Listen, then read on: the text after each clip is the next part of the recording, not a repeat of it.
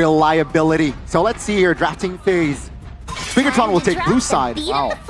Wait, hold up. You can already see that matchup we were talking about in the Kiss Victory. You know, win out the Assassin matchup. They banned out the Joy straight away. They know ONIC are the ones forced to ban Lance and Yisun Shin. Will ONIC just say, we're going to let both go and trade it out in the end? Wow. Because technically, ONIC could just leave everything open and go for more prio picks. That would force BTR to again trade, pick Lancelot or Yisun Shin, and give out Jusin. Oh boy.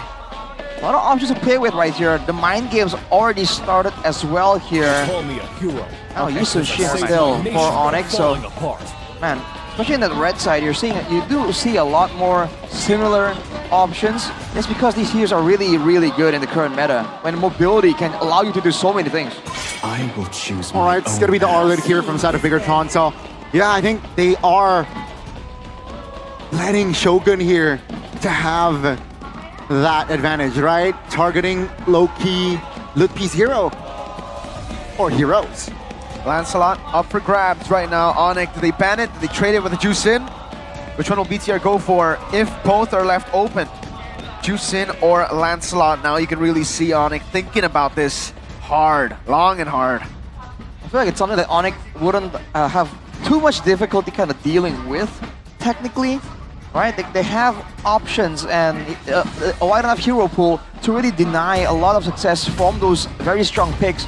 But again, that kind of puts the ball in the court of Bigetron. And for now, it's Selena. Okay. Whoa. Opening possibilities for that Farsa pickup, right? I mean, Sanz really comfortable on that Farsa. He's a monster, if not so. Yeah, Selena somehow hinders that Farsa pick, and with the Selena ban, it opens up possibilities. Bigetron, what did they go for here? First pick.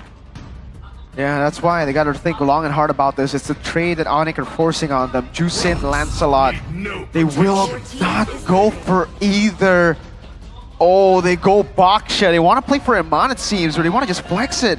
Even Kai is confused, right? He scratches his head. He's like, are you really giving me Lance? Is this a bait because you want to go Phobius? I think the idea here, man, the Baksha have been so prio for a lot of teams so far. Is it going to be worth letting go of all of this? The Lancelot's Phobius immediately. Sushin can still fall into the hands of Bigetron, but gang, off the bat, ONIC already with a lot of staying power in the early game. Kalea. Kalea is open. Asking a question as well. Will they pick up a hero for Shogun in the first phase, or will they just let it in second phase, right? Asking deep for Bigetron. Farsa is still on the board, Sushin as well. Which route will they go for here? I think Kalea Zusin is a great combo here, but it might be too greedy because they already have a Baksha, and then the flex won't really be present for the second phase. They will go for the Kimmy, and no Kalea, it's a high-low. So sticking to the Baksha Kimmy still. A lot of these teams, even TLID, but unfortunately TLID were not able to win on the Baksha Kimmy in game 1. Recovered in game 2. Yeah, Hylos. This is a good matchup for the XP, and it's still good flex, I guess. They want to really shut down the Phobias with the Hylos. So ONIC are just going to double down on the box, on the front to back. I think, again, it's a game of slows at this point. The Phobias, again, really isn't as mobile, so if Bigetron get an advantage with a Kimmy and a Hylos, they can almost guarantee they can catch the Phobias and keep him in place and prevent him from jumping around, doing damage, disrupting positions. But now that the Yves is in the picture now, even when they're trying to catch him with the Glorious Pathway, they're going to have to walk through the Void Crystals and potentially even the real-world manipulation. So it's a good flexible option here for ONIC. I really like that Yves pick as well, right? I think it offers a lot of value here with the poke power that Yves has. Second phase, it's a quick one here so far. Fanny and Cho banned out. So yeah, they're keeping tabs on Nile. Hey, Nile can pick up the Fanny, so let's not risk it. It seems like they want to take away the Harith here. It was hovered over by BTR earlier. I guess, again, trying to take away the possibility of the double down on a box, right? If you want to play a formation, clean cut, Yves Harith is ridiculously strong. Great source of high ground as well. And they have already a great physical damage dealer in Lancelot, so they don't, and Phobius, both. So now, final ban ONIC. I think they got to double down on the jungle pants. But they, gotta put some respect over to Moskov, over to Eman here. They're taking away mobility. Blinks. Of course, again, the crowd control availability to try to push the Phobias and Lancelot away as well. It's going to be a bit annoying for ONIC to deal with. Right now, though, I feel like if they go for a front to back, they're kind of set with the Phobias and Yve. I feel like in the collision, they can kind of get a lot of AoE value. If they get a bit more range here, then they can kind of start shredding down Bigetron before they even get close, right? If you add like a, you know, whatever long-range kind of poke hero along with this Yve, then you're going to be slow and you're going to be taking a lot of long-range damage before you can even engage into a Phobias. All right, and I wonder if a hero that is currently popular in the ranks, Natan. is it available here for ONIC? Last pick, Gatot Kacha, a great source of crowd control, also a way to peel. Let's see here what will be the response from side of Bigetron, and what do they need? Is the crowd control from Bigetron right now enough with the slows? Yeah, definitely something they're thinking about here, ONIC.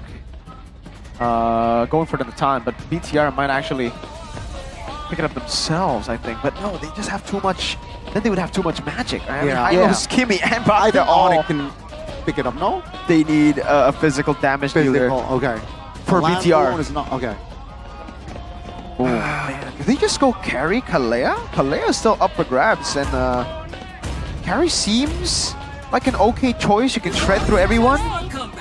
They go for the Bruno Mathilda instead, so it's yeah, It's a classic lineup. classic lineup. They want to play with the front lines here, and Niall's debut with Bigetron won't be on an Assassin, they'll be on a Baksha. Interesting. So they're playing for a full front to back, but again, they don't really have a lot of range to work with here. Against the Yve, the Bruno and the Kimi can very easily get zoned out. And let's not forget that if you try to kite back too much, the Lancelot can get to you, along with that AOG as well, right? We saw Baloyski apply that, cutting off the escape routes, forcing a messy fight. Now ONIC has control on how the fights are going to develop. At your service. Seems like range will be their theme here from side of ONIC. They have the Yve, they have another source of range from that physical. It's going to be the Granger. Oh man. Tarashi? I really like this ONIC draft, man. I feel like they don't have to risk anything. All they have to do is do textbook stuff. Use the clear, use the rotation, use the range, and they're gonna bank on like Bigetron. What are you gonna do? Yeah. And while that was happening, ONIC are gonna be setting up for like, you know, the responses for whatever Bigetron is gonna do. So I think they are the ones with more control here in this game. For Bigetron, it's all about the first neutral objective. They want to win out the matchup as well, and I agree with the lineup rating. The matchup for Shogun is incredible. Niall will have that early pressure as well. Let's see if they can get it done, though. Into the Lanadon we go for the Battle of Titans. Bigetron revamped lineup against Season 15 lineup of ONIC. No Skylar, still Savero. Welcome to the Lanadon. All right, the early game, I think you're gonna see a lot of big movements. Bigetron can actually abuse the sustainability a bit more. We've seen that in the previous metas, right? With the Hylos and the Baksha, generally, they're going to be able to actually stick around longer in the midst of a big fight, especially because the main damage dealers, the main poke tools for the side of ONIC aren't really available because they haven't scaled up yet, the Yve and the Granger. Instead, Moreno on the Kimi is actually a massive problem here. So if they can leverage that to invade Kairi, they can kind of let this problem bleed over as Keyboy takes a ton of damage. Vitalized pop strokes as well, but that's going to be Kairi with the Retribution taking the Lethal Wanderer. Yep, Niall not going to use the Retri. Keyboy already with Revitalize. Mid-prio for ONIC. And the Emerald Shield by Games Max. We're seeing the Inspire for Sanz on the Yve, wanting that spam ability. Bargain Hunter for Moreno as well, so he's gonna try and get as much gold as possible. Oh, Kairi! That's an early rotation, aggressive one at that. Kairi finds the connection and he drew first blood. Just like that, dude, making it look easy. Bigetron, gotta respect the Lancelot threat potential, dude. You can stick around with low HP, with minions available to hop over from for Kairi. Oh, no red tree. Wait, Tai still gets it, right? Niall's caught in the tough spot. Uh-oh. Oh, not level 4. No backup. Is this a solo? Kairi finds a solo! BTR have given 2 kills. Not to a random. They've given 2 kills to Kairi's Lancelot. Definitely not the outcome that they wanted. Now, with the turtle coming up, with ONIC having a lot more control here, theoretically, they're going to get level 4 earlier as well, and their level 4, I think, is a lot more impactful compared to Bigetron's, but Bigetron are still trying to contest. They're trying to get something of value right here. Are they forcing it too much, though? He's a level ahead. And Man's going to walk up as well, though. Keyboy stunned. Uh-oh, that's going to be Keyboy getting jumped on. Revitalized pop, view world manipulation is there, as well as Kai, who will help to deal the damage. Now, Bigetron, though, they have some counterplay. Savero is in the flanks. Oh, the poke damage is so strong. Sanz and Savero is able to just make Bigetron retreat. Great start for BTR in terms of how they can actually look for the rotations with Nile, but the execution hasn't really been there. They get the turtle, but ONIC are very happy to give it to them. 2K gold lead already, so just one neutral objective here on the board forward side of Bigetron. You're already seeing Bigetron struggle with the distance management of ONIC. The positioning is already good. If you add the slows and these AoE crowd control tools to it, and ONIC have multiple slows technically with the Yi, with the Gatot Kacha as well. Bigetron are going to be very unexpectedly immobile, and this is a team that requires that mobility to really get an advantage, because they have no stuns or wide area crowd control tools to work with if they want to catch Sanz or Savero. This is dangerous. Nile's already a level down, 2 levels now. Kai getting that level advantage, and Nile, you gotta understand on the Baksha here, falling behind early could just be the death of the win con for BTR, right? They need a tanky front line. Both Shogun and Nile need to be healthy in these team fights. Finn is trying his best to kind of assist around, but he really hasn't been able to find anything either. No real potential gank areas, no real playmaking allowed here. Bigetron, again, they need to play around with Moreno, but they really haven't been able to find a fight that allows him to really exploit that early game power of the Kimi. He's just too vulnerable right now if they go for a full-on fight. Is Amon enough for a safety net? Safety net late game. That's the big question here.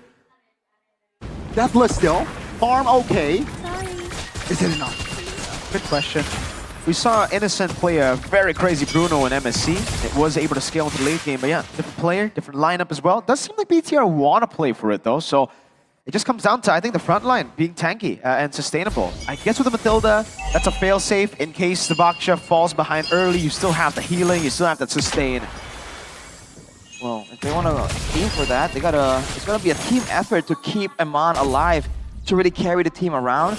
And again, usually you would be a bit more confident about that, but really it doesn't seem to be that easy at all. And already ONIC pressuring for the turtle. Oh, collision by Nile. Let's see. Will this time ONIC finds the equalizer on that neutral deck? Shogun! Oh! Almost taken out, revitalized very low. Savero finds the kill. That's gonna be Nile next on the chopping block as ONIC. They have the river control, and it seems like Lupi wants to go for more. Kai finds the turtle, but that's gonna be Amon sidestepping from that crowd control.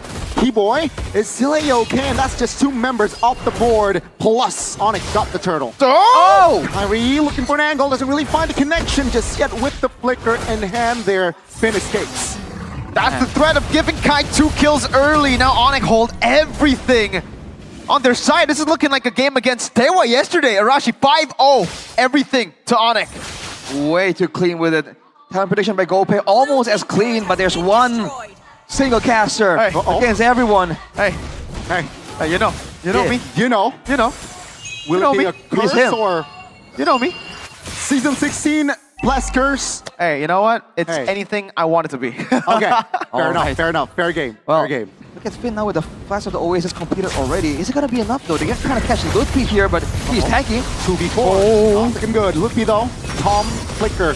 That's a great glorious pathway, as that will be enough to disengage. ONIC, great recovery. They expended the flicker there from Ludwig, but they're able to actually deny anything from the side of Bigetron, whereas the whole time Savero is still farming up a Storm, already having an EXP advantage against Eman even. So it's looking tough. They're trying to funnel gold to Eman as well, but there isn't really... Oh man, Kiwi even steals that. Dude, nowhere is safe here. ONIC always keeping tabs on the movement of Bigetron, just making sure that whatever they do, ONIC at least understand what they're trying to do, so they can always be one step ahead. The Keyboy is going in.